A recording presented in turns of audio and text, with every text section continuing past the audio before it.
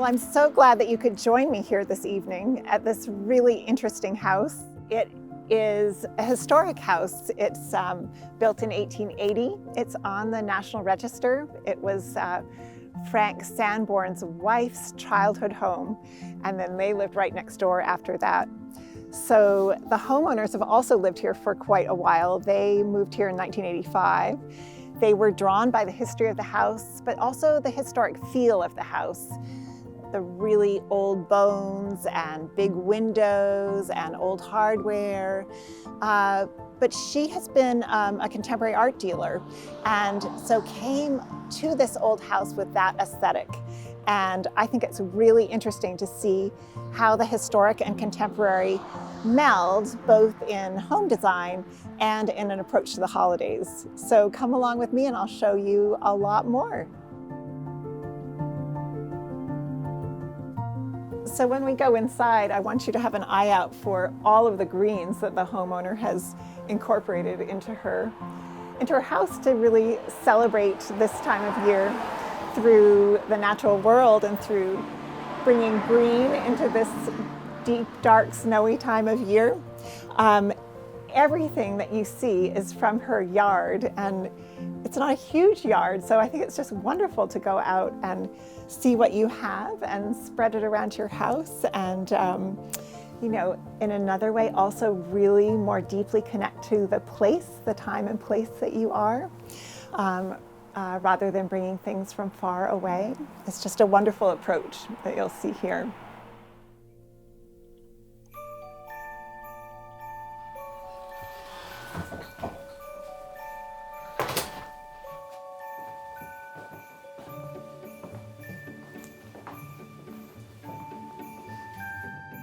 So what a wonderful kitchen table it is here, all set up for Christmas breakfast, I think, with the homeowner's cute old things, old family things, for when her children were small. And then these lovely napkins with the birds and their headdresses. There really is a nice sort of natural theme through this house. The clementines and the panettone, with the cute mouse on the top and the bow.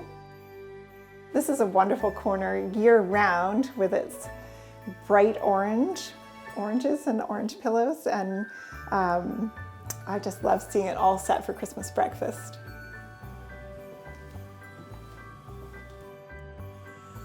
Wow. Well, this is just wonderful, isn't it? The table all set for Christmas Eve. Some of the parties gone on. I mean, I just love seeing, as I showed you outside, there are all of these greens from outside the house now inside. It's a little bit different approach to the holidays, but wow, how powerful and evocative something like this is with all the candlelight. And then I wish you could smell all of these paper whites that are around me. The beautiful amaryllis. I mean, this off red is so beautiful with the purpley gray of the wall, and then the candles up here in this chandelier with white pine just from outside. Privet with its purple privet berry, and then these beautiful purple hydrangea. And then right down tied to these aubergine dessert plates that I know the owner just got at a yard sale. So a lot of things she's had over time. And time is so present here, the passage of time, as the candles burn down and as the wine glasses are left, and even things like these wonderful leaves that she's found that are, I always used to like to take children outside and pick up leaves from the ground and say, do you think this was from last winter or the winter before that? And I think these are from the winter before that, where they have just retained their lacy structure. I love the balls that wander around the table, and this beautiful hand-painted canton. It's a varied set with pieces picked up here and there by the homeowner. over time. So again, that sort of passage of time here. And some old dried privet here and cracked walnuts, and really quite a story going on at this table. Here, some souvenirs from different places. This is a snow globe, but inside it is Philip Johnson's glass house, just perfect to find in a contemporary house with a contemporary feeling mixed in with its history. And even that is this wonderful message about time when you're in this house where people have walked for 100, 150 years, and yet it all seems very fresh, and there are these things that are just cut from this fall or from yesterday outside, and you have the feeling of people being here, just so lively around the table, but now it's all quiet and still. I love that sort of thing. So I want to step back and tell you just a little bit about this house and how an old house like this can take on this contemporary feeling without losing its bones. Well, the homeowner told me all about that, and how in college she fell in love with stone walls. There was a stone everywhere, stone buildings, stone walls, and she loved that dark color, this very spare look, and the strength and solidity of those stone walls. So here, I really feel that presence in this room. The dark, deep walls, which also she is Dutch ancestry, and that is a traditional color for Dutch interiors. But also, there's a real strength to this house. The bones, you really see the bones, and the way they did that when they moved here, they decided to not take down any walls. So, and that was quite a decision, because out in front of me is the Sudbury River, a glorious view of the Sudbury River. So, and the kitchen is behind that wall. So that would be a hard thing to sit with, but it really means that you move through the house the same way people have over 150 years. What they did do was remove all the doors, all the downstairs doors. So you do get these vistas like you do in a contemporary house, across rooms, through color, and things are much more flowing and connected. But still the rhythms are the same as before. Don't these dark walls also, in addition to enhancing the view, there's a lot of really wonderful contemporary art in here, and the artwork really pops off a dark wall like this.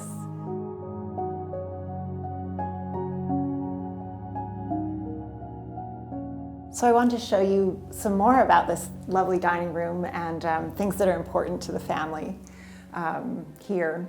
So there are a number of family references in this room. The owners got these beautiful graphite drawings of really detailed pictures of magnolia blossoms. Their mother-in-law had a gorgeous magnolia tree, and this is a nod to her and brings her into this space for them. While we're at this table, I do want to show you these lovely desserts, these wonderful poached pears and raspberries. I just wish you could be here to smell these narcissus and amaryllis right over. Again, these wonderful natural things, and in the paintings as well as in real life right here. And then on these antiques, you have the passage of time, the human touch, but also the grain of the wood, the years on this big, broad piece of wood. So more about time and nature in this contemporary but historic space. This wonderful tray with the apple tart on it. Another bottle of champagne ready to be popped for dessert, and then always great to have a chocolate dessert waiting for you. And just there's something about the richness of that and these lovely red-orange amaryllis. It's just gorgeous. Just here in this lovely blue ball jar, a little bit of moss from the yard, little rhododendron. It's great to bring these things inside. So as we go around, passing this wonderful candlelight, I want to show you more. Another nod to a family member here. The owner's father was in World War II. He was over in France, and this is a British artist who paints scenes and references of World War II. As we go around here, well, I don't think I pointed out these wonderful paper crowns. There's a printmaker that the owner works with who sends one of these each Christmas, and so she's collected them over the years for the family. These wonderful Windsor chairs all around the table. They also, over time, the owner has collected them. Yard sales, exchange sales, that kind of thing on the North Shore. They're all Windsor chairs, DR Dimes reproductions from the 50s. And then, so not everything is from long, long ago, though this easel is French and an antique. The owner decided to take a drawing class this fall, so this was her easel. She picked that up at a gallery on the North Shore. I do want to come back. I don't think we have had a chance to look at these windows and really just feel this wonderful molding. It's I've never seen molding exactly like this, with all the curves and texture, quite sensuous even. And in this lovely glossy finish. The walls are flat, so wonderful contrast there. All these paper whites along here starting to come along. Gosh, isn't it hard to get them timed to be just right? But I see a lot of promise here, and I always love seeing that. Some that are going to open maybe even tomorrow. And back here, just many things that this family has lived all over the world, have collected in different places. This is an old English dough bowl with dough trough with 2 troughs inside. But again, an old piece of wood. So it just sits so well with all of the greens from the outside, and again, the historic feel, the passage of time through this old piece, but then all of the old rings, the time it took to grow the wood for this piece. So there's a wonderful warmth at this table, but I think it's not just warmth in the moment. Of course, the candles and the wine, and it's an enchanting scene. But there's also a feeling in this room of legacy and family, with the paintings all around, with some of their favorite treasures, with the family history, old family furniture. So. It just creates this wonderful feeling of warmth, family, history, and legacy. So I think this may be the coziest library I've ever been in.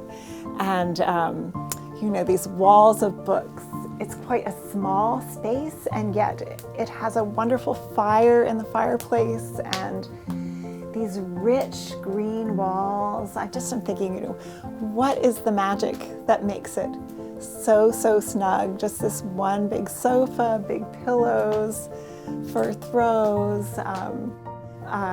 It just is so cozy to be in here. And then of course, with the layering on of decorations for Christmas, it sparkles it up so much. There are a number of special things that I want to show you. One is even this just so sweet little amaryllis and boxwood combination here. I love just that little touch of red and green, very restrained here in this contemporary setting. And then back here, wow, I mean, what a wonderful thing to do for your Christmas tree or your holiday tree. I know the owner found these branches just right on her property, and propped them up in a bucket down below the sofa, and you know, just made this wonderful arching form, and with minimal lights on it, but just enough to illuminate all of those silver and gold balls. They're all antique, and they just happen to be my grandmother's, and I think that, again, sort of they're a little subtle and worn, and give that interest that these branches, where you can see that even the lichen growing on them, just makes them very, very special and rich. There are wonderful things in this room too. Some things that we moved in here to just have a little reference to holiday, or things that seem holiday-like. This painting was in another room, and we just felt that her red top belonged in here with this soft green wall. She's quite special. The homeowners bought her in London, this girl. She was painted by a student at the Fine Art Academy and a Russian student. Doesn't she look Dutch? She really looks like an old master, almost like a Vermeer-like girl with a pearl earring. I love that. You can see that scratch into the paint is almost like old lace, and then the way the owner framed it in this deep frame like that. I just think she's very special and love that tie. Over here is another painting that we moved into this space. Again, it has just that subtle holiday reference. So this looks quite abstract, but it actually is a painting of, it's a landscape from the owner's property up on the North Shore. And what it is the artist walked around their pasture and painted what he saw beneath his feet. So the bluets, the grasses, the lichen, the moss, these layers and layers, and this is painted in quite a layer of way of accumulation over time. And again, there we have a little bit of red, a little orange red, and of course green throughout this landscape. So we love that as just a reference to the holiday. Very subtle kind of decor in this contemporary space. Over here, I'll show you another piece of contemporary art that we thought had a little Christmas appeal. These wonderful mice. So there's an artist in California who does just mice, and just in wonderful old boxes that she finds, and makes these little tableaus in each box. This one is called Jane in Red Slippers. This one is Red Pants, Red Sofa. So they're just such a cunning little touch at the holidays. And here is the owner's children's favorite book from many, many years ago, but just sitting out right there among all of these books. What a wonderful place to snuggle up and read, or just sit and enjoy the holiday glow from the tree and from the fire over here. You know, we saw that wonderful wood pile as we were coming in, and they really use it in this great space. Such a snug room, perfect for the holiday. I wish you could come and feel the warmth right here with me. So here we are in the front hall, really a special space and so emblematic, I think, of the history in this house combined with the contemporary. I mean, there's this wonderful, the bones of the house, this wonderful historic stair, the painted floor, the lovely moldings and front door. You do feel grounded in the history right here. And then there are these antiques from around the world, these other touches like these wonderful sconces, and the way the owner has decorated them for Christmas. I think this approach is really contemporary, to do something as simple as wrapping that lovely satin ribbon around it, not even in a bow, just really spare like that. And next to them, there's this wonderful contemporary piece that just is so textural, so natural, again, like paintings that we've seen through the house, but also like antiques. You really feel the passage of time in that. And as you look down, I mean, those wonderful, snug, big curtains. There's a scale in this house that, an intimacy yet a scale that is just so delightful. So I'm really, really glad that you could join me here today, and I look forward to seeing you again at the next house.